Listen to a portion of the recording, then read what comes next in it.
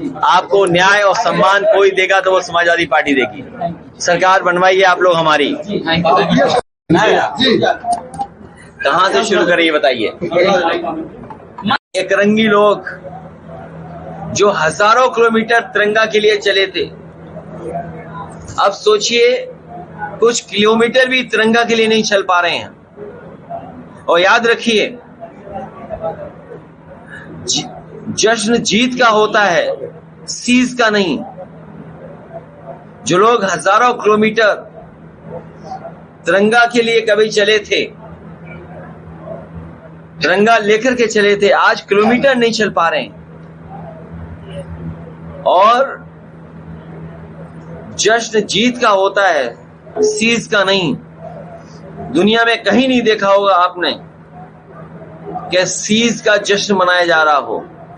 ये भारतीय जनता पार्टी के लोग आखिरकार किसको धोखा देना चाहते हैं?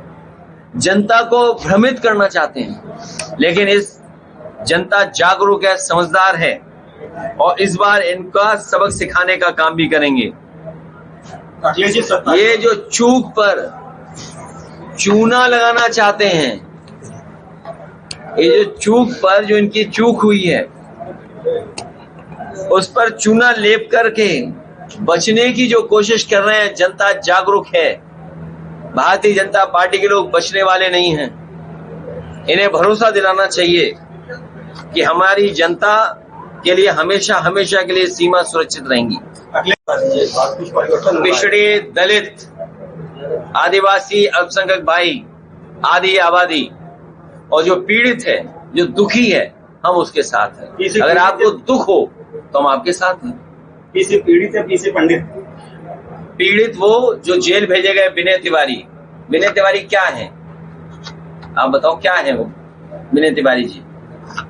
अब ये नहीं बोलेंगे। पंडित ही है, तिवारी है तो देखिए, यही तो है, जो पीड़ित है उसके साथ हैं। अभी मुझे रास्ते में बहुत सारे लोग मिले। एक परिवार, उसके बेटे की हत्या हो गई है, उस बूढ़ी मां को न्याय नहीं मिला है। कागज मेरी गाड़ी में। और सुनने में आ रहा है कि अमेठी में सबसे ज्यादा हत्याएं हुई हैं।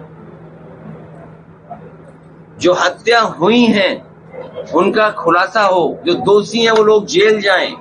और मैं तो आपसे कहना चाहता हूं, याद होगा सुल्तानपुर में एक डकैती हुई थी। सुल्तानपुर में एक डकैती हुई थी, उसके बाद एक फेक इनकाउंटर हुआ था। जब सरकार फंसने लगी तो सोचिए, आप खुद पत्रकार हैं, जब सरकार पर जवाब नहीं बचा तो सरकार क्या कर रही है कि अपनी लीपा पोती के लिए एक और इनकाउंटर कर दिया। क्योंकि यादव के इनकाउंटर में सरकार फंस रही थी, इसलिए छत्री भाई का भी इनकाउंटर कर दिया। क्या एक इनकाउंटर जस्टिफाई कर सकता है दूसरे इनकाउंटर कर करके? ये कहां का संविधान है, न्याय है? और उस समय भी मैं उस परिवार के लिए कहना चाहता था, और उस परिवार के लिए भी, जौनपुर के में भी, कि हम लोग दुखी पीड़ित के साथ हैं। हम नहीं चाहते हैं कि किसी के का और फेक इनकाउंटर हो। इसलिए जो दुखी है उसके साथ पीडीए है, और पीडीए ही दुखी के साथ है, दुखी भी पीडीए के साथ है। हमारे पत्रकार साथी भी दुखी हैं। अगर ये सच्ची खबर चला दें तो एसओ साहब फोन कर देंगे, एसईओ साहब फोन कर देंगे। तो हम पत्रकारों के साथ भी हैं। अगर आपको कोई और बुरा लग रहा हो तो बता दूं। और मैं आपको बता दूं, मुख्यमंत्री जी तिलक विरोधी हैं। रुक जाइए पहले। अखिलेश जी, 27 को लेकर के क्या समीकरण बन रहा है? क्योंकि अमेठी में भी बहुत सुबुगाहट है 27 को। देखिए,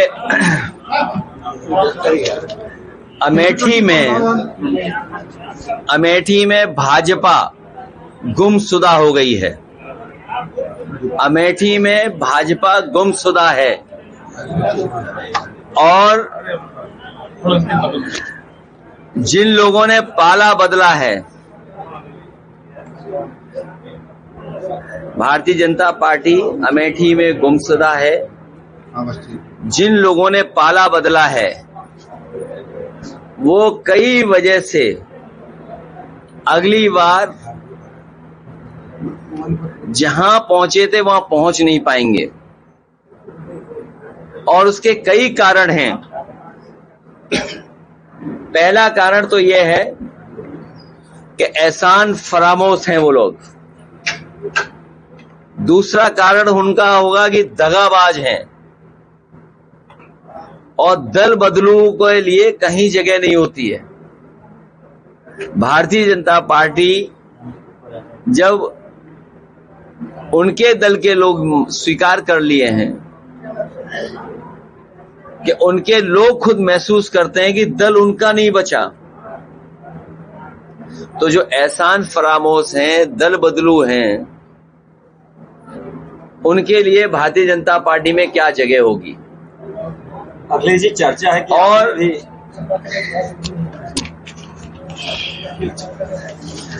किस बात की चर्चा है? चर्चा है कि आप भी किसी ऐसे एहसान अमेठी और गौरीगंज के लिए खोज रहे हैं। हमारी पार्टी अभी किसी की खोजबीन नहीं कर रही है। हमारी पार्टी जमीन पर काम करेगी। भारतीय जनता पार्टी अलग तरह से जमीन पे काम करती है और सच्चाई तो ये है कि इस बार चित्रजीवी नहीं बचेंगे, चित्रजीवी भी सत्ता से जाएंगे। जो दुश्मनों के लिए होती है तो मिसाइल वो सेल्फी पॉइंट नहीं बन सकता है।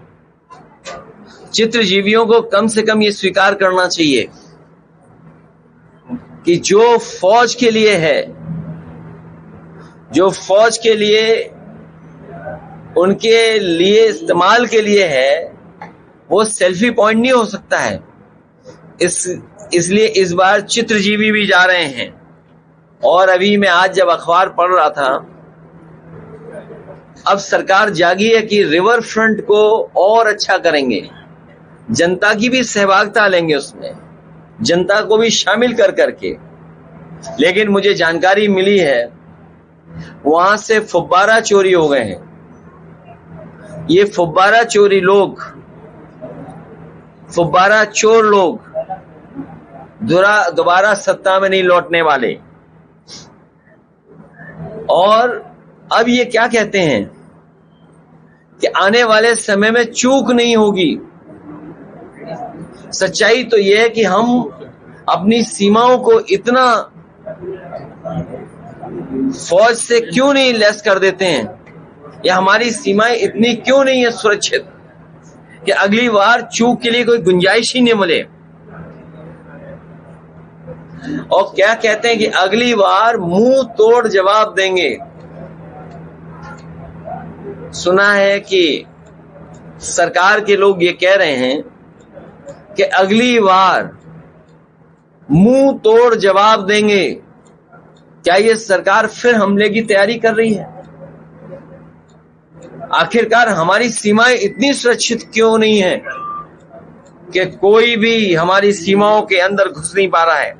बल्कि जनता को भरोसा ये दिलाना चाहिए कि अब कभी भी हमारे देश पर हमला नहीं होगा, या इस तरीके से आतंकवादी कभी हमला नहीं कर पाएंगे। और भाजपाइयों की कोई एक बार चूक नहीं हुई है। अगर इतिहास उठा करके देखोगे तो भाजपाई चूक का भंडार हैं, भाजपाई चूक का भंडार हैं। भाजपा अपने फूट, चूक और लूट के लिए जानी जाएगी। भाजपा चूक, फूट और लूट के लिए जानी जाएगी। हमारे भी विरोधी हैं, हमें तो हटाना है बोले, हमें तो हटाना है बोले। अरे मेरे समझदार पत्रकार ये कम पीड़ित हैं।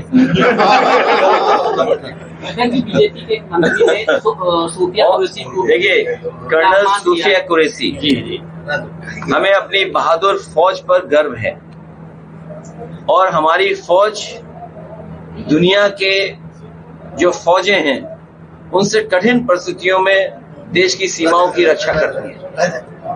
कर्नल सूफिया कुरैशी के बारे में जो कहा भारतीय जनता पार्टी, ये भारतीय जनता पार्टी का यही चाल चरित्र चेहरा है।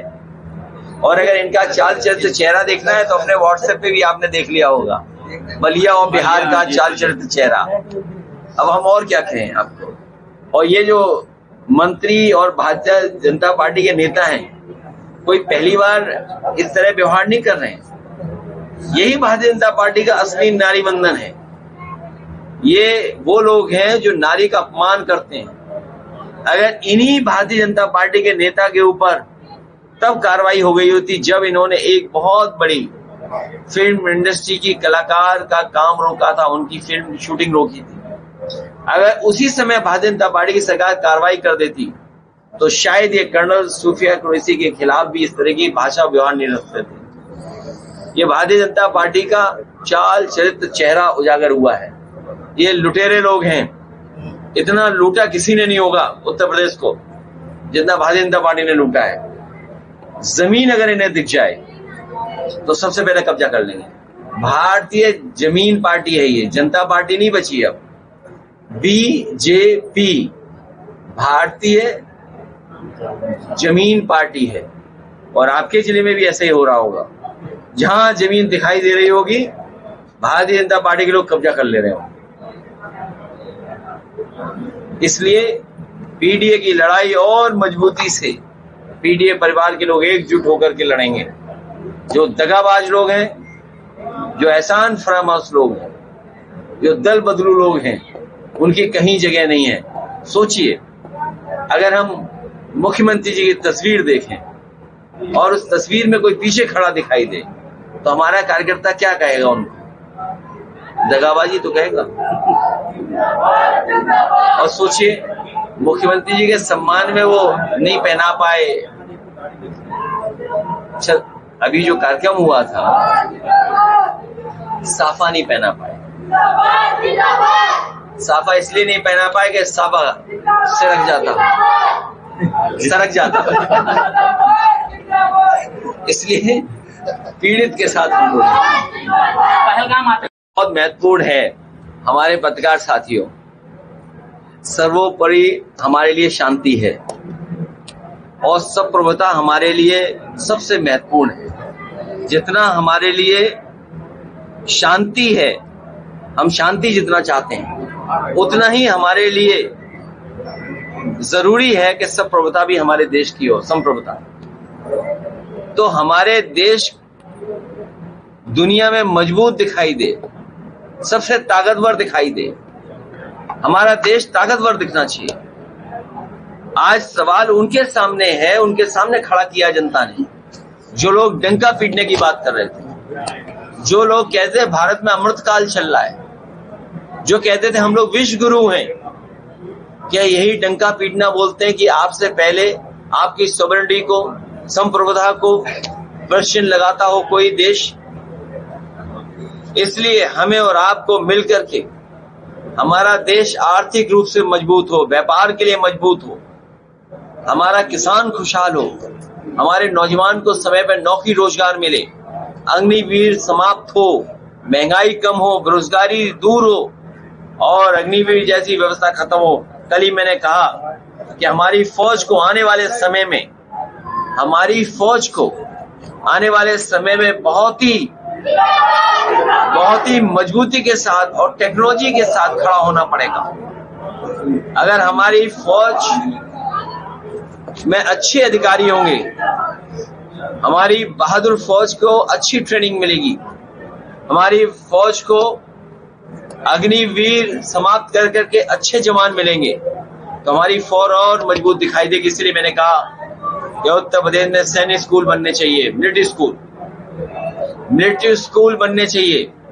हमने मांग की है संत कबीर नगर, वाराणसी, लखनऊ, सहारनपुर, कन्नौज और इटावा में सरकार मिलिट्री स्कूल बनाए उत्तर प्रदेश में, जिससे कि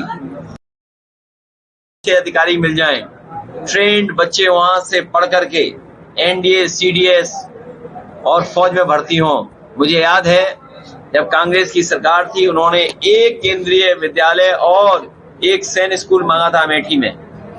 मैंने कहा एक अकेले अमेठी में सैन्य स्कूल नहीं बनेगा, अगर एक बनाना चाहते हो तो 3 देने पड़ेंगे आपको। वो घबरा गए जब मैंने 3 मांग लिए। मैंने कहा कि अगर 3 दोगे आप सैन्य स्कूल तो हम अमेठी में भी बनने देंगे। और उसका परिणाम यह हुआ कि उस समय समाजवादी सरकार को दिल्ली की कांग्रेस सरकार ने 3 सैनिक स्कूल दिए थे, जिसमें एक अमेठी में बना, एक मैनपुरी में बनाया, कन्नौज का मैंने झांसी भेज करके झांसी में सैनिक स्कूल बनाया। इसलिए जहां सैनिक स्कूल हमारे उत्तर प्रदेश में बहुत बन गए हैं, उनको भी अच्छा किया जाए। साथ ही साथ मिलिट्री स्कूल को भी यहाँ पर बनाने का काम शुरू होना चाहिए। जब उत्तर प्रदेश से हमारे डिफेंस मिनिस्टर हैं, उत्तर प्रदेश से हमारे प्रधानमंत्री हैं, इसलिए जब डबल इंजन की सरकार है तो डबल इंजन सरकार को डबल काम करना चाहिए। ऐसा नहीं करना चाहिए कि सर टकरा रहे हों, एक दूसरे से इंजन टकरा रहे हों, डब्बे टकरा रहे हों। इसीलिए मैंने कहा अमेठी में न जाने कितने डब्बे टकरा रहे होंगे, इसलिए भारतीय जनता पार्टी अमेठी में गुमशुदा हो गई है।